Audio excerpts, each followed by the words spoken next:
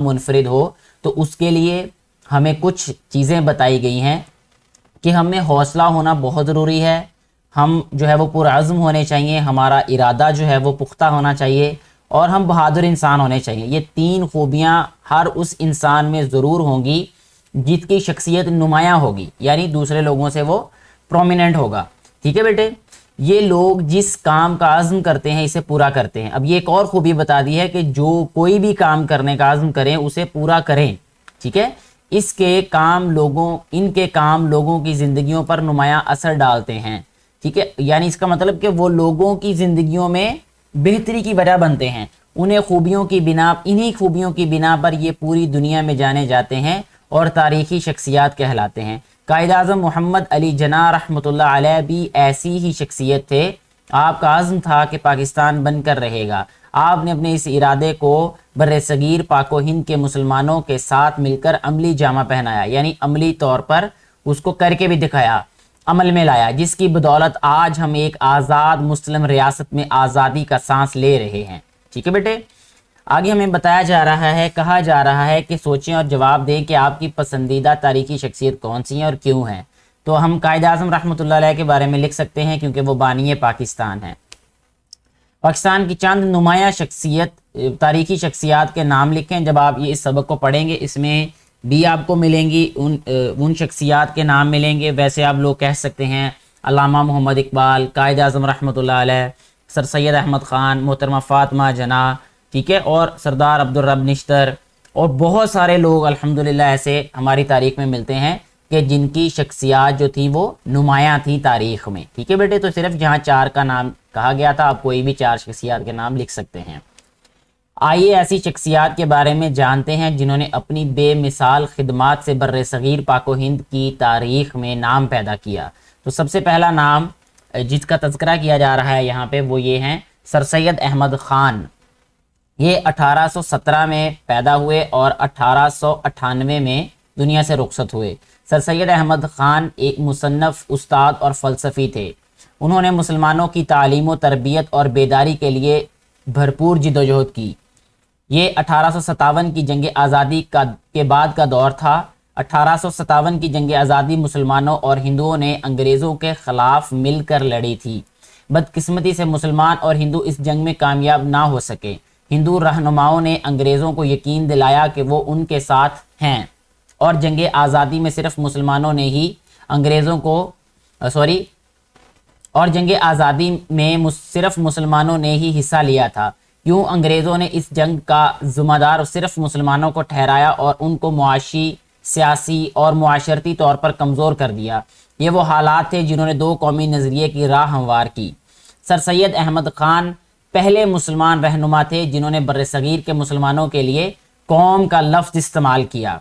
तो यहाँ पर हम जो मुख्तसर सवाल नंबर 1 है उसका जवाब भी पढ़ेंगे कि सर सैयद का ख्याल था, यानी सर सैयद अहमद ख़ान का ख्याल था कि हिंदू और मुसलमान 2 अलग अलग कौमें हैं, यानी 2 कौमी नज़रिया किसने पेश किया?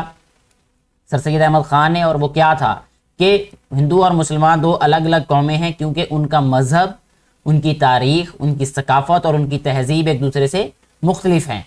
वो एक साथ नहीं रह सकते और वक्त गुजरने के साथ साथ दोनों कौमों में मुखालफत बढ़ती जाएगी। इन ख़यालात की बुनियाद पर सर सैयद अहमद ख़ान को 2 कौमी नज़रिए का बानी कहा जाता है। सर सैयद अहमद ख़ान चाहते थे कि मुसलमान अपने हुकूक पहचाने और दूसरी अक़वाम के शाना बशाना, यानी कंधे से कंधा मिलाकर साथ साथ तरक्की करें। उनका मानना था कि मुसलमान जदीद तालीम ही के ज़रिए से अपनी शनाख्त कायम कर सकते हैं। उन्होंने मुसलमानों की तालीमी तरक्की के लिए तहरीक अलीगढ़ का आगाज़ किया। इस तहरीक के तहत बहुत से स्कूल और इदारे कायम किए गए जिनकी तफसील ये है। इस तफसील को पढ़ने से पहले 2 कौमी नज़रिया क्या है इस बारे में थोड़ा सा मैं आपको बताना चाहूँगा कि 2 कौमी नज़रिया का बेटे मतलब ये होता है कि कोई भी कौम जो है वो अपने ख़ास तर्ज़ फ़िक्र, तहज़ीबी इक़्तिदार और अपनी रिवायात की रोशनी में किसी ख़ास मकसद के हुसूल के लिए कोशिश करती है, वो इस कौम का कौमी नज़रिया कहलाता है। ठीक है बेटे, आगे बढ़ते हैं हम कि 1859 में मुरादाबाद और 1862 में गाज़ीपुर में स्कूल कायम किए गए। 1864 में साइंटिफिक सोसाइटी की बुनियाद रखी गई। इस इदारे का मकसद अंग्रेजी जुबान की किताबों का उर्दू में तर्जमा करना था। इस सोसाइटी ने 2 जुबानों अंग्रेजी और उर्दू में एक जरीदे का भी आगाज किया। 24 मई 1875 को अलीगढ़ में मोहम्मदन एंग्लो ओरिएंटल स्कूल कायम किया गया। इस स्कूल को 1877 में कॉलेज और फिर 1920 में यूनिवर्सिटी का दर्जा दे दिया गया। अलीगढ़ कॉलेज के तुलबा ने तहरीक पाकिस्तान में बढ़ चढ़कर हिस्सा लिया। अगली शख्सियत जिनके बारे में अभी हम पढ़ेंगे वो हैं बेगम रैना लियाकत अली खान। 1905 में इनकी विलादत हुई, यानी 1905 में ये इनका पैदाइश का साल है ये, और 1990 इनका वफात का साल था। ठीक है बेटे, बेगम रैना लियाकत अली खान तहरीक पाकिस्तान की सरकर्दा कारकुन थी और मुमताज सियासी शख्सियत थी। वो पाकिस्तान के पहले वजीर आजम लियाकत अली खान की अहलिया थी, यानी उनकी बीवी थी। उन्होंने तहरीक पाकिस्तान की जिदोजहद में अपने शौहर के शाना बशाना काम किया और ख़वातीन में सियासी शऊर उजागर करने में अहम किरदार अदा किया। उन्होंने मुस्लिम लीग के 1940 के इजलास में भी शिरकत की। क़याम पाकिस्तान के बाद वो मुल्क की खातून अव्वल बन गईं। उन्होंने खातून अव्वल का मतलब कि जो पहले वजीर आजम थे उनकी जोजा, उनकी बीवी। ठीक है बेटे, उन्होंने खवातीन और बच्चों की फलाह बहबूद के लिए बहुत से मंसूबों का आगाज किया। उन्होंने भारत से पाकिस्तान हिजरत करने वाली खवातीन और बच्चों के लिए सेहत की सहूलियात का एहतमाम किया। 1949 में उन्होंने आल पाकिस्तान विमेन एसोसिएशन APWA, अपवा भी इसको बोलते हैं, जो कि मुखफ़फ़ है आल पाकिस्तान विमेन एसोसिएशन का, के नाम से एक इदारा कायम किया। इस इदारे के तहत स्कूलों और कॉलेजों का एक सिलसिला कायम किया गया ताकि खवातीन तरक्की कर सकें। उन्होंने मुख्तलिफ ममालिक में पाकिस्तान की सफ़ीर के तौर पर भी काम किया। 1973 में वो सूबा सिंध की गवर्नर बन गई। वो पाकिस्तान की पहली खातून सूबाई गवर्नर थी। इसके साथ हमें बताया जा रहा है कि बेगम रैना लियाकत अली खान ने 1929 में माशियात और सोशियोलॉजी में MSc की डिग्रियां हासिल की। बेगम रैना लियाकत अली खान ने दिल्ली की एक यूनिवर्सिटी में माशियात की प्रोफेसर के तौर पर भी खदमात अंजाम दी। इसके बाद बेटा जो शख्सियत जिनके बारे में हम पढ़ेंगे वो है बेगम जहां आरा शाहनवाज। 1896 जो था ये साल, इसमें भी ये पैदा हुई और 1979 में जो है इनकी वफ़ात हुई। बेगम जहां आरा शाहनवाज का शुमार भी बाअसर शख्सियात में होता है। वो ऑल इंडिया मुस्लिम लीग की पहली खातून रुकन थी। उन्होंने गोलमेज कॉन्फ्रेंस में भी बर्रे-सगीर की खवातीन की नुमाइंदगी की। 1975 में उन्होंने पंजाब में खवातीन मुस्लिम लीग यानी वुमेन्स मुस्लिम लीग तश्कील दी। 1937 में वो पंजाब की कानून साज असम्बली की रुकन मुंतखब हुई। उन्होंने पार्लिमानी सेक्रेटरी बराए तालीम, मेडिकल रिलीफ और सेहत आमा के तौर पर खदमात सरंजाम दी। क़याम पाकिस्तान के बाद भी उनका सियासी सफ़र जारी रहा। उन्होंने पाकिस्तान की कानून साज असम्बली के रुकन के तौर पर खदमात अंजाम दी। वो खवातीन और बच्चों की बहबूद की गई तंजीमों से भी वाबस्ता रही। इन तंजीमों में अंजुमन हमायत इस्लाम और रेड क्रॉस सोसाइटी वगैरह शामिल हैं। उन्होंने तालीमी और मुआशरती मौज़ूआत पर कई किताबचे भी लिखे जिनको हम पम्फलेट्स कहते हैं। चौधरी रहमत अली पाकिस्तान की तश्कील के इब्तदाई हामियों में से थे। उन्होंने कैम्ब्रिज यूनिवर्सिटी इंग्लैंड से वकालत की तालीम हासिल की। इंग्लैंड पढ़ेंगे अंग्रेज़ी में और इंग्लैंड पढ़ेंगे बेटे हम उर्दू में। इंग्लैंड में अपने क़याम के दौरान में उन्होंने पाकिस्तान नेशनल मूवमेंट का आगाज़ किया। उन्होंने मुसलमानों के लिए आज़ाद रियासत के हुसूल के बारे में मुख्तलिफ किताबचे शाये किए। तो जो शॉर्ट क्वेश्चन नंबर 2 है यानी मुख्तसर सवाल नंबर 2, उसका जवाब ये है कि 28 जनवरी 1933 को उन्होंने अभी या कभी नहीं, नाउ और नेवर के नाम से एक पम्फलेट जारी किया था जिसमें उन्होंने पहली बार लफ्ज़ जो पाकिस्तान था वो तजवीज़ किया, पाकिस्तान का नाम तजवीज़ किया। अब तक हमने इन नुमाया शख्सियात के बारे में पढ़ा जिन्होंने अपनी खिदमात से क़याम पाकिस्तान के हुसूल को मुमकिन बनाया। आइए अब हम क़याम पाकिस्तान में सूबों और इलाकों के किरदार के बारे में भी बात करते हैं या जानते हैं। क़याम पाकिस्तान में सूबों का किरदार, rules of provinces in the creation of Pakistan. क़याम पाकिस्तान की जदोजहद में पाकिस्तान के हर खित्ते ने भरपूर हिस्सा लिया। आइए इनके बारे में जानते हैं। सिंध, मुसलमानों ने करीबन 900 साल बर्र-ए-सगीर पर हुकूमत की। मुसलमानों की हुकूमत अंग्रेज़ों के तसल्लुत तक कायम रही। अंग्रेज़ों ने बतदरीज बर्र-ए-सगीर के मुख्तलिफ इलाकों पर कब्जा करना शुरू कर दिया। 1843 में बरतानवी हुक्मरानों ने सिंध पर कब्जा कर लिया। उन्होंने बम्बई यानी मुंबई को सिंध का हिस्सा बना दिया और इसे अपने इंतज़ामी मकासद के लिए इस्तेमाल करना शुरू कर दिया। कायद-ए-आज़म रहमतुल्लाह अलैह ने सिंध को बम्बई से अलग करने पर बहुत ज़ोर दिया, क्योंकि वो जानते थे कि सिंध की बम्बई से अलहदगी मुसलमानों के हुकूक के लिए अहम कदम साबित होगी। बिलाखिर 1936 में सिंध को ये एक अलग सूबा बना दिया गया। अक्टूबर 1938 में सिंध सूबाई मुस्लिम लीग का इजलास कराची में मुनक़िद हुआ, जिसकी सदारत कायद-ए-आज़म रहमतुल्लाह अलैह ने की। सिंध तमाम सूबों में पहला सूबा था जिसने आज़ाद मुस्लिम रियासत के लिए इस इजलास में एक करारदाद मंजूर की। ये करारदाद शेख अब्दुल मजीद सिंधी ने पेश की थी।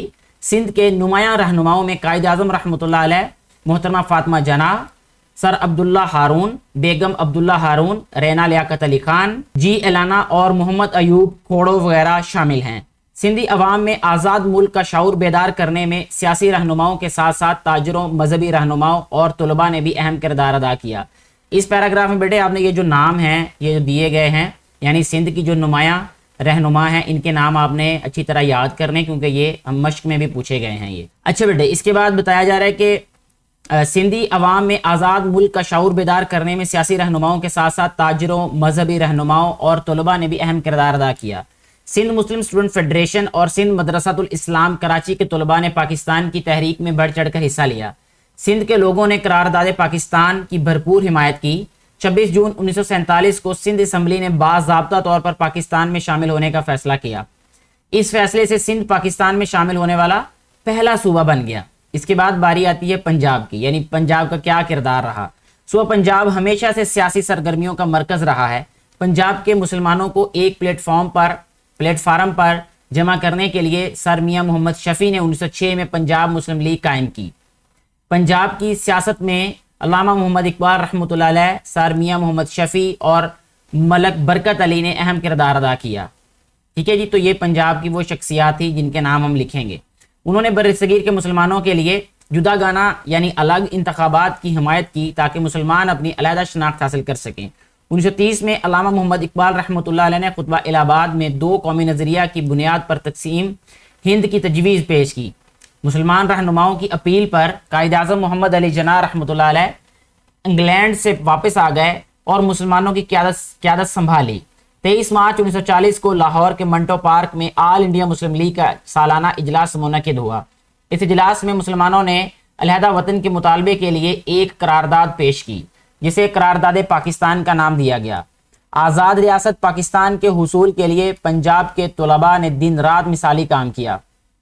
पंजाब मुस्लिम स्टूडेंट फेडरेशन ने पंजाब के शहरों और देहातों में कायद-ए-आज़म रहमतुल्लाह अलैह का पैगाम पहुँचाया। कायद-ए-आज़म रहमतुल्लाह अलैह की कोशिशों से 3 जून 1947 को पंजाब के मुस्लिम अक्सरियत वाले इलाकों को पाकिस्तान में शामिल कर दिया गया या शामिल करने का ऐलान किया गया। इसके बाद बेटा जी खैबर पख्तूनख्वा का क्या किरदार रहा। खैबर पख्तूनख्वा पुराना नाम शुमाली मगरबी सरहदी सूबा, ठीक है, नॉर्थ फ्रंटियर वेस्टर्न प्रोविंस जिसको कहते हैं, बरे-सगीर पाको हिंद का सबसे आखिरी खित्ता था जिस पर अंग्रेज़ों का तसल्लुत कायम था या कायम हुआ। खैबर पख्तूनख्वा के अवाम अंग्रेज़ों के तसल्लुत के खिलाफ थे। उन्होंने अंग्रेज़ों के सामने कभी भी हथियार नहीं डाले। यही वजह थी कि बरतानवी हुक्मरानों ने खैबर पख्तूनख्वा की तरक्की को कभी अहमियत नहीं दी। उन्होंने यहाँ के लोगों को सियासत से दूर रखने की पूरी कोशिश की। बरे-सगीर पाको हिंद के दूसरे सूबों में जब आज़ादी की तहरीक का आगाज़ हुआ तो खैबर पख्तूनख्वा के लोगों ने भी अपने हुकूक के लिए आवाज़ उठाई। अब यहाँ पे जो जवाब आ रहा है बेटे वो है जो मुख्तसर सवाल नंबर 3 हम मश्क में पढ़ेंगे, उसका जवाब यहाँ से शुरू हो रहा है। 1913 में सर साहबजादा अब्दुल कय्यूम खान ने इस्लामिया कॉलेज पेशावर और कॉलजीट स्कूल का संग बुनियाद रखा। इन इदारों ने पख्तूनों में सियासी शऊर पैदा किया। इतना जवाब होगा ये। इसके बाद है बेटा इस्लामिया कॉलेज पेशावर के तलबा ने तहरीक पाकिस्तान में भरपूर हिस्सा लिया और करारदाद पाकिस्तान की हिमायत की। करारदाद पाकिस्तान 1940 की मंजूरी में खैबर पख्तूनख्वा के अवाम की नुमाइंदगी सरदार औरंगजेब खान, बेगम जरी सरफराज, मियाँ ज़ियाउद्दीन, बहादुर सादुल्ला खान और दीगर रहनुमाओं ने की। सरदार अब्दुल रब नश्तर भी तहरीक पाकिस्तान में बहुत सरगर्म रहे। वो कायद-ए-आज़म रहमतुल्लाह अलैह के करीबी साथियों में से थे। वो खैबर पख्तूनख्वा के कानून साज असम्बली के मेंबर रहे और उन्होंने वजीर ख़जाना खैबर पख्तूनख्वा की जिम्मेदारी भी अदा की। अब ये जो लॉन्ग क्वेश्चन यानी कि तफसीली सवाल नंबर 3 है मश्क में दिया गया, उसका जवाब यहाँ से शुरू होगा कि तकसीम हिंद के ऐलान के बाद जुलाई 1947 में खैबर पख्तूनख्वा में एक रेफरेंडम कराया गया। इस रेफरेंडम का मकसद ये था कि खैबर पख्तूनख्वा के अवाम पाकिस्तान में शामिल होना चाहते हैं या भारत में, यानी सवाल ये पूछा गया होगा वहाँ पे कि खैबर पख्तूनख्वा जो है वो पाकिस्तान में कैसे शामिल हुआ। ठीक है, खैबर पख्तूनख्वा के अवाम की अक्सरियत ने पाकिस्तान में शामिल होने का ऐलान किया और यूं ये पाकिस्तान का सूबा करार पाया। इसके साथ ये क्या हम मजीद जानना चाहते हैं कि 23 मार्च 1940 के जलसे में शुमाल मगरबी सरहदी सूबे यानी खैबर पख्तूनख्वा से आने वाले रजाकारों के एक दस्ते ने कायद-ए-आज़म मोहम्मद अली जिन्ना की हिफाजत की जिम्मेदारी निभाई। अच्छा जी बेटे, इसके बाद आगे बढ़ते हैं। इसमें हमें बताया गया कि कायद-ए-आज़म मोहम्मद अली जिन्ना रहमतुल्लाह अलैह ने 1936 में इस्लामिया कॉलेज पेशावर का दौरा किया। इस मौका पर उन्हें इस्लामिया कॉलेज की खैबर यूनियन की ताहयात एजाजी रुकनीत दी गई। कायद-ए-आज़म रहमतुल्लाह अलैह ने अपनी जायदाद का 1/3 हिस्सा कॉलेज के लिए वक्फ कर दिया। इसके बाद बेटा बलूचिस्तान की बात करते हैं अब कि बलूचिस्तान मेहरगढ़ की एक कदीम तहजीब का घर है। इस तहजीब के आसार दर्रा बोलान, कोयटा और सिब्बी के इलाकों से दरियाफ्त हुए हैं। यहाँ के अवाम फितरी तौर पर आज़ादी पसंद है। इस सूबे के लोगों ने कभी भी गुलामी को कबूल नहीं किया। यह खित्ता बर्रे सगीर के बाकी खित्तों के मुकाबले में ज़्यादा पसमानदा था, यानी पीछे था। यहाँ तहरीक पाकिस्तान का आगाज़ भी काफ़ी देर बाद हुआ।